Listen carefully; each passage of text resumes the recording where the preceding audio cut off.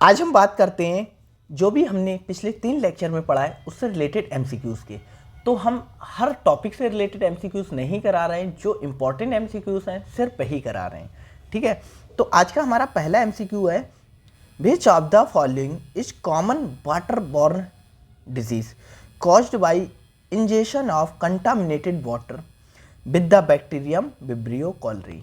हिंदी में देखते हैं, निम्नलिखित में से कौन सा एक सामान्य जल जनित रोग है, मतलब जल से फैलने वाला रोग है, जो बैक्टीरियम विब्रियो कोलेरी के द्वारा दूषित पानी के सेवन से होता है। किससे होता है? एक बैक्टीरिया है विब्रियो कोलेरी और दूषित कंटामिनेटेड वाटर के सेवन करने से फैलता है। तो क्या होता है? Malaria, tuberculosis, cholera, hepatitis. तो विब्रियो कोलेरी, कॉलरी से क्या होता है? कॉलरा होता है, हैजा नामक रोग होता है।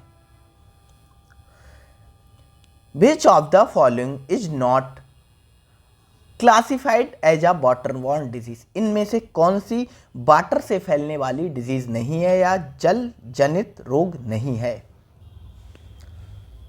Typhoid, red white fever, dysentery, giardiasis. तो इसमें से कौन सी वाटर से फैलने वाली डिजीज नहीं है? वो है रेड वाइट फीवर, क्योंकि ये रेड के बाइट करने से फैलता है। The causative agent of amoebic dysentery, जो अमीबिक डिसेंट्री होती है उसका कारण कौन सा है या किससे फैलता है?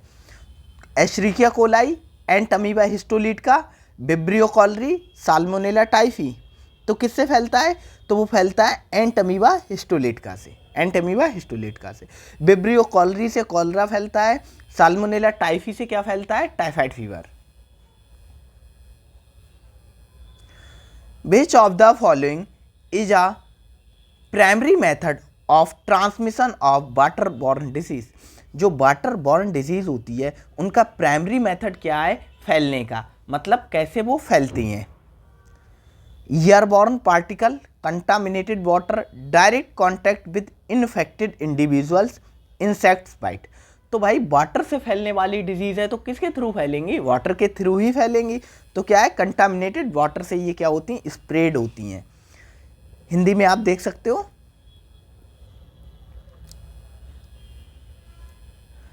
The most common symptoms of waterborne disease caused by bacterium contamination is. Hindi देख लेते हैं इसकी, जल जनित रोगों के कारण होने वाले सामान्य लक्षण क्या हैं? तो सामान्य लक्षण कौन कौन से होते हैं जो वाटरबॉर्न डिजीज के थ्रू होते हैं? Joint pain, diarrhoea, high fever, skin rash. तो क्या होते हैं? क्या होता है? अगर वाटर से फैल रही है और वाटर के थ्रू फैल रही है तो उससे सबसे कॉमन जो सिम्टम्स होता है वो होता है डायरिया। डायरिया होती है। डायरिया क्या होती है? इंक्रीज लिक्विडिटी अभी हिंदी में बता देंगे, ऑफ फीकल डिस्चार्ज। जो मल होता है, फीसिस होता है, उसकी जो लिक्विडिटी होती है, मतलब उसका पतलापन होता है, वो बढ़ जाता है। ठीक है, वो काफ़ी पतला हो जाता है जो फीकल मैटर होता है। Which of the following is not a measure to prevent waterborne disease? इनमें से किसके थ्रू हम वाटरबॉर्न डिजीज को नहीं रोक सकते? Proper sanitation and waste disposal, boiling water before drinking, ensuring vaccination against waterborne pathogen, consuming untreated surface water from river and lakes. तो क्या हो गया? देखो, इसमें सबसे इंपॉर्टेंट चीज़ क्या है? Not measures to prevent. हम किसके थ्रू प्रिवेंट नहीं कर सकते हैं वाटरबॉर्न डिजीज़ को? तो हम वेस्ट को डिस्पोजल, अगर वाटर में वेस्ट वगैरह नहीं जाएगा, वेस्ट डिस्पोजल नहीं होगा और प्रॉपर सैनिटेशन किया जाएगा, जो ह्यूमन एक्सक्रीटर वगैरह होता है, तो हम वाटरबॉर्न डिजीज़ को रोक सकते हैं। तो ये ऑप्शन नहीं है। बॉइलिंग वाटर फ्रॉम ड्रिंकिंग, इससे भी, क्योंकि अगर बॉयल करके वाटर को पियोगे तो जो पैथोजन होंगे उसके अंदर वो किल हो जाएंगे, जिससे क्या होगा? वाटरबॉर्न डिजीज़ नहीं होंगी। इंश्योरिंग वैक्सीनेशन, हाँ तो हम वैक्सीन लगा सकते हैं, तो ये भी नहीं होगा। Consuming untreated surface water from reverse और लेक, तो रिवर्स और लेक का अगर अनट्रीटेड वाटर आप पी रहे हो तो आपको डिजीज़ होगी, इससे आप रोक नहीं सकते। तो हमारा आंसर कौन सा हो गया? D. Which of the following is a water borne viral disease? तो वायरस से होने वाली वाटर बॉर्न डिजीज कौन सी है? तो वो होती है हेपेटाइटिस। आपको डायरेक्ट याद रखना है ये। Which water borne disease is caused by a protozoan infection? Protozoa से होने वाली वाटर बॉर्न डिजीज कौन सी है? Cholera, malaria, giardiasis, leptospirosis. तो क्या होगी? आप सबने पढ़ा है ये, क्या होती है? तो होती है जियार्डियासिस। जियार्डियासिस एक प्रोटोजोआ से होती है। एक सेकेंड रुको, इसका आंसर जियार्डियासिस नहीं होगा, इसका आंसर होगा मलेरिया, क्योंकि मलेरिया किससे होता है? प्लाज्मोडियम प्रोटोजोअन, प्लाज्मोडियम प्रोटोजोआ से होता है मलेरिया। तो इसका आंसर मलेरिया होगा, जियार्डिया नहीं होगा। इसमें आंसर जियार्डिया दिया है, हम करेक्ट कर देंगे, ये बुक से लिया गया है। The incubation period of cholera is usually, जो कॉलरा का बैक्टीरिया होता है विब्रियो कॉलरी, उसका जो इंक्यूबेशन पीरियड होता है वो कितना होता है? वो होता है 1 से 2 दिन। आपको पता होना चाहिए इंक्यूबेशन पीरियड। इंक्यूबेशन पीरियड होता है जब जो बैक्टीरिया है, बैक्टीरिया बॉडी में एंटर किया, उसके बाद जब सिम्टम्स आए, उसके डिजीज़ हुई, डिजीज़ के सिम्टम्स आए, तो इसके बीच में कुछ टाइम गैप होगा, कुछ टाइम लगेगा। मतलब इन्फेक्शन होने से सिम्टम्स आने के बीच का कुछ टाइम गैप होगा। इस टाइम गैप को ही क्या कहते हैं? इंक्यूबेशन पीरियड कहते हैं। इंक्यूबेशन पीरियड, इस पीरियड में क्या करता है, जो बैक्टीरिया होता है वो क्या करता है? मल्टीप्लाई करता है और अपने नंबर को बहुत ज़्यादा बढ़ा लेता है, जिससे क्या होता है? सिम्टम्स आने लगते हैं। The primary method for preventing the spread of waterborne disease, तो वाटरबॉर्न डिजीज को रोकने के लिए सबसे प्राइमरी मेथड हमारे पास क्या है? तो सबसे प्राइमरी मेथड होता है सेफ कर दो वाटर को एंड सैनिटेशन प्रैक्टिसेस। मतलब जो सैनिटेशन, मतलब जो मल वगैरह होता है, एक्सक्रीटरा होता है, उसका प्रॉपर डिस्पोजल किया जाए, और जो पानी हमारा इन्फेक्टेड है या हम ये कहें पॉल्यूटेड है, उस वाटर को साफ किया जाए डिफरेंट मेथड्स के through. Which of the following is non bacterial waterborne disease? ऐसी कौन सी वाटरबॉर्न डिजीज है जो बैक्टीरिया से नहीं होती है? Dysentery, cholera, typhoid.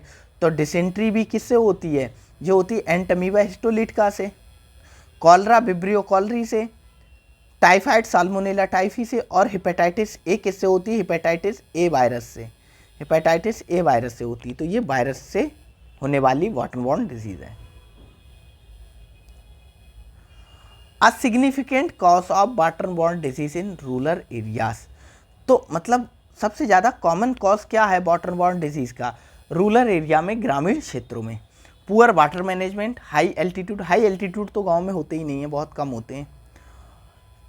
Industrial effluence, air pollution. तो सबसे कॉमन क्या है? Poor waste management. गांव में क्या होता है, जो वेस्ट का मैनेजमेंट होता है वो अच्छे से नहीं होता है, जिससे क्या होता है? वाटरबॉर्न डिजीजेस होती हैं। हिंदी में आप देख सकते हो, the World Health Organization recommends which of the following for improving water quality and preventing waterborne disease. तो जो WHO है उसने क्या रिकमेंड किया, कैसे हम वाटर की क्वालिटी को इम्प्रूव कर सकते हैं, बढ़ा सकते हैं और वाटरबॉर्न डिजीज़ को रोक सकते हैं? तो इसके लिए WHO ने क्या किया? स्ट्रिक्ट इंडस्ट्रियल रेगुलेशन, इसके बारे में कुछ नहीं बताया। Flashing out water supply with chlorine, ये भी नहीं। इम्प्लीमेंटिंग प्रॉपर सीवेज ट्रीटमेंट, जो सीवेज ट्रीटमेंट होता है, जो एक्सक्रीटरा वगैरह होता है, उसका प्रॉपर ट्रीटमेंट किया जाए एंड सैनिटेशन सिस्टम्स लगाए जाएं। तो ये इसका आंसर ठीक हो गया। Boiling water for drinking only during emergency, नहीं, ऑल टाइम, ओनली इमरजेंसी नहीं। तो इसका सी आंसर ठीक हो गया। विच of the following is a vector responsible for transmitting malaria? तो मलेरिया को ट्रांसमिट करने के लिए कौन सा वेक्टर रिस्पॉन्सिबल होता है? मतलब किस मच्छर के थ्रू जो मलेरिया होती है वो ट्रांसमिटेड होती है एक पर्सन से दूसरे पर्सन में? Aedes mosquito, Anopheles mosquito, Culex mosquito, CC fly. तो क्या होता है? एनाफ्लीज मॉस्किटो, और बेहतर कहें तो female Anopheles mosquito, female Anopheles mosquito.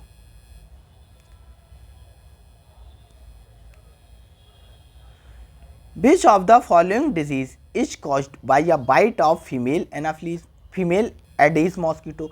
तो फीमेल एडिस मॉस्किटो के बाइट करने से कौन सी डिजीज़ होती है? तो जो फीमेल फीमेल एडिस मॉस्किटो होती है उससे येलो फीवर भी होता है और उससे चिकनगुनिया भी होता है, और मलेरिया होता है वो फीमेल एनाफ्लीज मॉस्किटोस होता है। तो ये ऑप्शन ठीक नहीं है, तो हमारा ठीक आंसर हो गया ए और B both. Which disease is transmitted by the Anopheles mosquito and characterized by cyclical fever, chills and sweating? तो cyclical fever का मतलब है एवरी 3 से 4 दिन में फीवर आना, एवरी 3 से 4 दिन में, और मोस्टली ये फीवर आता है 3 दिन में। हर 3 दिन बाद क्या आता है? फीवर आता है, या हम ये कहें 72 घंटे बाद फीवर आता है। और फीवर जो आता है वो चिल के साथ आता है, और कुछ देर बाद क्या होता है? स्वेटिंग होती है, पसीना आता है। तो ऐसा ये करैक्टरिस्टिक फीचर होता है मलेरिया का, मलेरिया में ये देखने को मिलता है।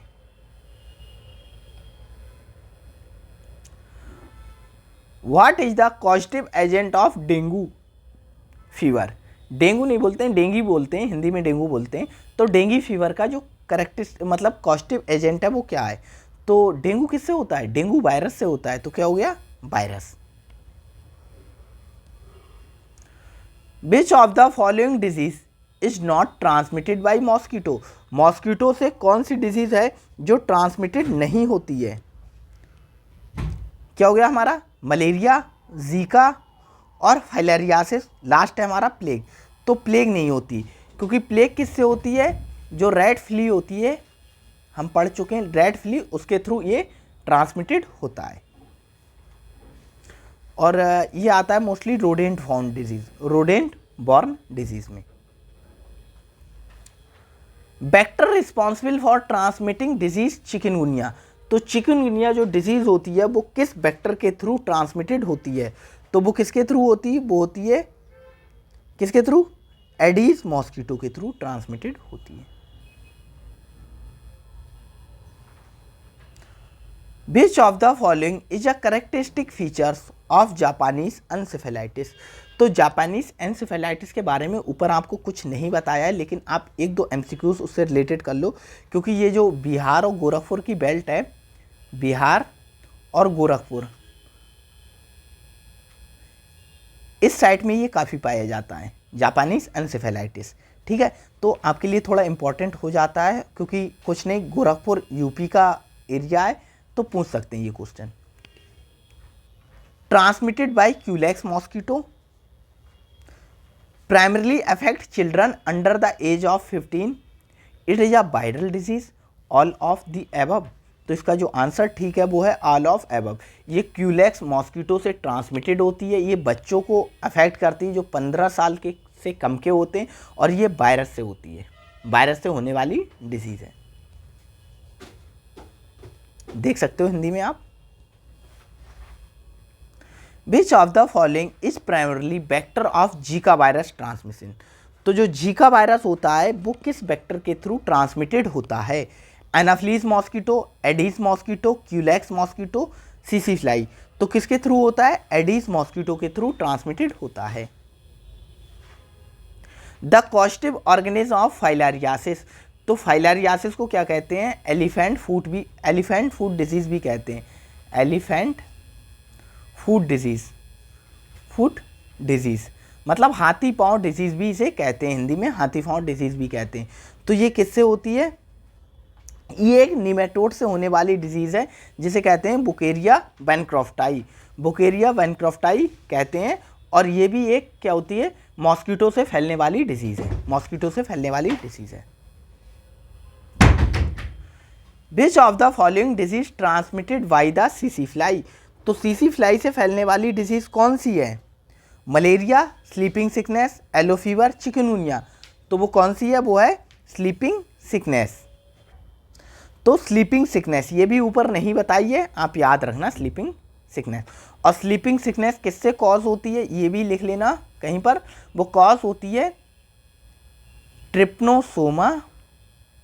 ट्रिप्नोसोमा एक क्या होता है, प्रोटोजोआ होता है, प्रोटोजोआ होता है, प्रोटोजोआ, उससे होती है स्लीपिंग सिकनेस नामक डिजीज, जो सीसी फ्लाई से ट्रांसमिटेड होती है। Which of the following is the vector transmitted the disease elephantiasis? जो एलिफेंटियासिस बताई, कहाँ बताई थी, ये फाइलारियासिस या एलिफेंट फूड डिजीज या एलिफेंटियासिस, मतलब इसमें जो पैर होता है वो बहुत मोटा हो जाता है, हाथी की तरह हो जाता है, इसलिए हाथी पाँव डिजीज भी कहते हैं, एलिफेंटियासिस। तो किससे ये फैलती है, एलिफेंटियासिस हमारी किससे फैलती है, Anopheles mosquito, Aedes mosquito, Culex mosquito और फीमेल क्यूलेक्स मॉस्किटो। देखो यहाँ पर सिर्फ क्यूलेक्स, यहाँ पर फीमेल क्यूलेक्स, तो कंफ्यूज करने के लिए दिया है, तो आंसर ठीक क्या है, फीमेल क्यूलेक्स मॉस्किटो से। बस इतना याद रखना कि अगर कुछ भी समझ ना आए और एक मेल आंसर है, एक सिर्फ क्यूलेक्स, मतलब कोई भी मॉस्किटो है, एक नॉर्मल मॉस्किटो को नाम दिया है, एक फीमेल दिया है, तो मोस्ट ऑफ द टाइम जो आंसर होगा वो क्या होगा, फीमेल मॉस्किटो ही होगा, क्योंकि फीमेल जैसे फीमेल क्यूलेक्स हो गई, फीमेल एनाफ्लीज हो गई, ठीक है, तो ये सारी फीमेल मॉस्किटो से फैलने वाली डिसीजेस हैं। Which of the following arthropods is primarily vector for transmitting disease lymphatic फाइलारियासिस? इसको लिम्फेटिक फाइलारियासिस भी कहते हैं और फाइलारियासिस भी कहते हैं। तो किससे होती है, यहाँ पर देखो सिर्फ क्यूलेक्स मॉस्किटो दिया है, तो हम सिर्फ क्यूलेक्स मॉस्किटो लगाएंगे। The incubation period of dengue fever, dengue fever किससे होता है, डेंगी वायरस से होता है, डेंगी वायरस से होता है। और डेंगी वायरस का जो इंक्यूबेशन पीरियड होता है वो कितना होता है, तो वो होता है 4 से 7 दिन, 4 से 7 दिन का। Which of the following disease caused by the bite of Aedes mosquito? Aedes mosquito के काटने से कौन सी डिजीज होती है, जिसमें क्या होते हैं, रैश होते हैं, स्किन में स्पॉट होते हैं, फीवर होता है काफ़ी तेज, और सीवियर जॉइंट पेन होता है, जो जोड़े होते हैं, पैरों के जोड़ होते हैं, उनमें बहुत ज़्यादा पेन होता है। तो चिकनगुनिया, जीका, येलो फीवर, तो ये जो कंडीशंस होती हैं वो सारी जो डिजीज़ हैं ये उन तीनों में देखने को मिलती हैं, चिकनगुनिया, जीका और yellow fever. Which of the following not known arthropod borne disease? इनमें से कौन सी आर्थ्रोपोड से फैलने वाली डिजीज नहीं है, मलेरिया, जीका वायरस, ट्यूबरकुलोसिस और क्या है हमारा फाइलेरियासिस। तो क्या है, ट्यूबरकुलोसिस। ट्यूबरकुलोसिस किससे फैलती, ये एयरबॉर्न डिजीज है, एयरबॉर्न डिजीज है, मतलब एयरबॉर्न या ड्रॉपलेट, ड्रॉपलेट मतलब कोई बंदा छींकेगा, स्नीजिंग करेगा, तो उसके जो नाक है उससे जो ड्रॉपलेट्स बाहर आएंगी उसके थ्रू ये फैलती है। The causative agent of yellow fever is, जो येलो फीवर है उसका जो कॉस्टिव एजेंट क्या होता है, येलो फीवर कैसे होता है, एक वायरस से होने वाली डिजीज है, वायरस से होने वाली डिजीज है। Which of the following is a common rodent borne disease transmitted urine and dropping of rats?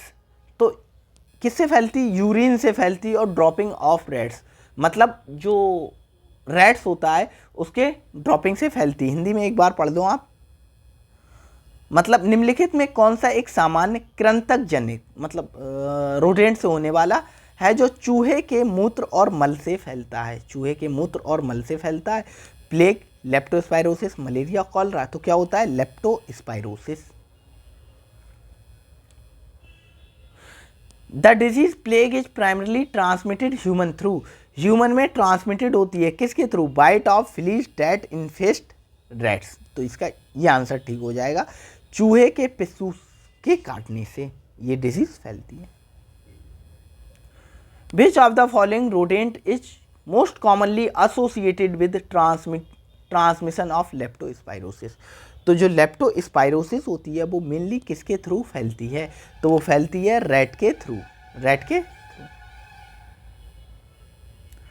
Which bacterium is responsible for causing plague a rodent borne disease? तो जो प्लेग होता है वो किससे होता है? Yersinia pestis, Salmonella typhi, Escherichia coli, Vibrio cholerae. तो किससे होता है? वो होता है यर्सीनिया पेस्टिस से।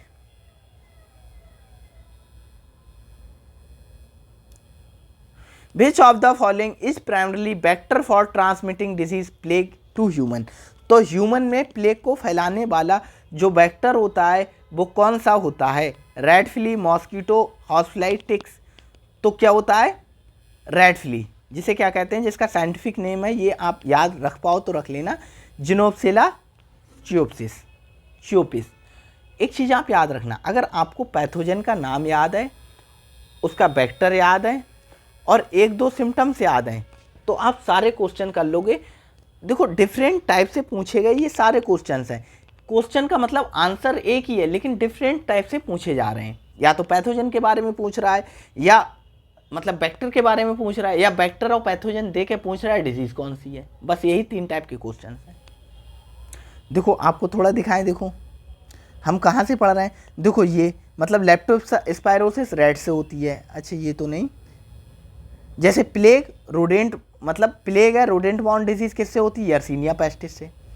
अब दूसरे क्वेश्चन में क्या पूछ लिया, जो वेक्टर क्या होता है प्लेग का? तो रेड फ्ली। तो बात तो वही है, क्वेश्चन एक ही है लेकिन पूछने का तरीका अलग अलग है। Which of the following common symptoms of leptospirosis, जो इन्फेक्टेड रोडेंट के यूरिन से फैलती है। तो जो लेप्टोस्पाइरोसिस होता है उस बीमारी होने से मतलब कौन से सिम्टम्स आते हैं? Jaundice, fever and muscle pain, skin rash और डायरिया। तो क्या होता है? फीवर और मसल्स पेन होता है। Which of the following disease caused by the Leptospira bacteria often linked with rodent contact. तो वही है, लेप्टोस्पाइरोसिस के बारे में फिर पूछ लिया, जो लेप्टोस्पाइरा बैक्टीरिया से होने वाली डिजीज कौन सी है? तो वो होती है लेप्टोस्पाइरोसिस। तो वही है, लॉट पॉट के वही सारे क्वेश्चंस हैं, वही दो मतलब पॉइंट है, एक वेक्टर क्या है, एक सिम्टम्स क्या है और तीसरा क्या है उसका कॉस्टिव ऑर्गेनिज्म क्या है। बस इन 3 पॉइंट से क्वेश्चंस बन रहे हैं।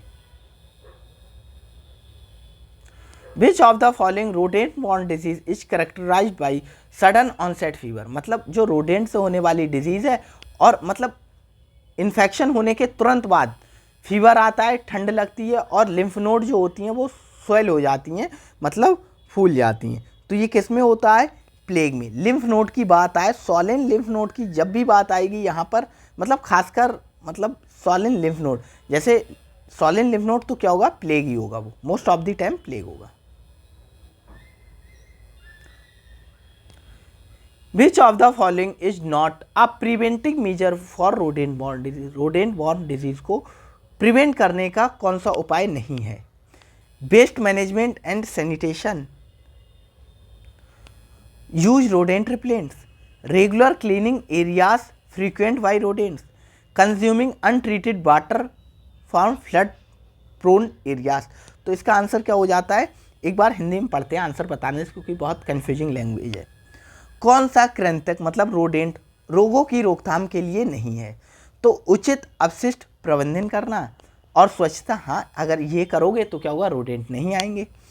ये कृंतक प्रतिकारक का उपयोग मतलब इनको रोकने के लिए, मारने के लिए कुछ ना कुछ करना चाहिए। हाँ, इससे भी नहीं आए। रोडेंट द्वारा अक्सर देखे जाने वाले क्षेत्रों की नियमित सफाई। हाँ, ये भी। बाढ़ प्रवण क्षेत्रों में बिना इलाज किए गए पानी का सेवन, क्योंकि पानी से तो ये फैल ही नहीं रही है एक तरीके से, तो ये डी आंसर इसका ठीक हो जाएगा। मतलब अगर चूहे जो हैं, जो मतलब रोडेंट्स हैं, अगर वो अपना यूरिन पास कर दें मतलब किसमें? वाटर में, तब वाटर से फैल सकती है, लेकिन डायरेक्टली वाटर से नहीं फैलती।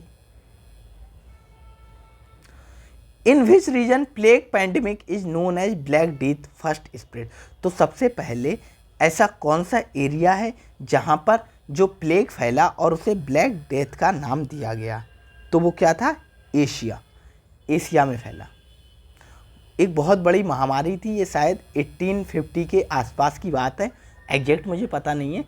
तब प्लेग फैला और पूरे ऐसा था माहौल उस समय कि पूरे गांव के गांव ख़त्म हो गए, पूरे गांव के गांव ख़त्म हो गए, कोई नहीं बचा, सारे के सारे लोग मर गए, पूरा एरिया का एरिया साफ हो गया। इतनी खतरनाक डिसीज है ये। Primarily host of bacteria Yersinia pestis which caused plague. तो जो प्लेग है उसका मतलब हॉस्ट क्या है, किसके थ्रू फैलता है, मतलब कौन इसका वेक्टर है, तो क्या होता है, इसका वेक्टर रैट होता है, या हम बोले रैट फ्ली। तो ये रहा हिंदी में। तो आज की वीडियो में इतने ही क्वेश्चंस थे, हमने 40 क्वेश्चंस को सॉल्व किया है। क्वेश्चंस इंपॉर्टेंट हैं सारे, लेकिन आप ऐसा मत करना कि क्वेश्चंस को याद करने बैठ जाओ।